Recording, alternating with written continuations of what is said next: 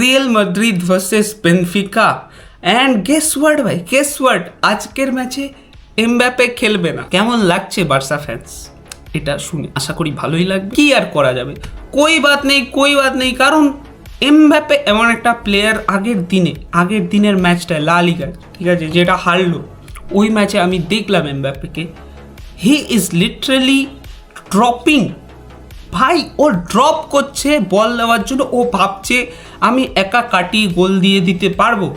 একটা স্টেজ এমন ছিল যখন দেখছি যে আর্ডা গুলার কনফিউজ হয়ে গেছে, বল পায়ে ওর, ঠিক আছে, ও কনফিউজ হয়ে গেছে ভিনিকে দেবে নাকি এমবাপ্পেকে দেবে। ও শকড ভাই, কাকে দেবে, আর দুজন একই পজিশনে দাঁড়িয়ে আছে পাশাপাশি।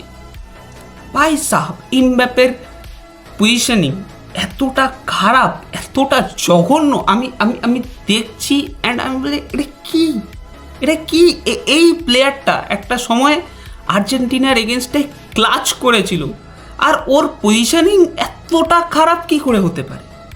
হ্যাঁ ভাই, ওই জায়গায় বেনজিমা হলে, ওই জায়গায় যে কোনো নাম্বার 9 তুমি দিয়ে দাও, ঠিক আছে। আই নো ভাই, I know Mbappe is not a number 9, he is a winger, but still ভাই, মানুষ তো চেষ্টা করে যে নাম্বার 9-এর পজিশনিংটা অ্যাডাপ্ট করা। ডিফেন্ডারের পেছন দিয়ে তুমি নিজের পজিশনটা ঠিকঠাক রাখার চেষ্টা করো না, এমবাপ্পে সেটা করছে না ভাই, এমবাপ্পে সেটা করছে না। ঠিক আছে, আজকের ম্যাচে খেলছে না, কোনো প্রবলেম নেই, কোনো চাপ নেই, ঠিক আছে। আজকে আমাদের ঘরে ম্যাচ ভাই, বেনফিকা যেন আমাদের উল্টো করে কেলিয়ে না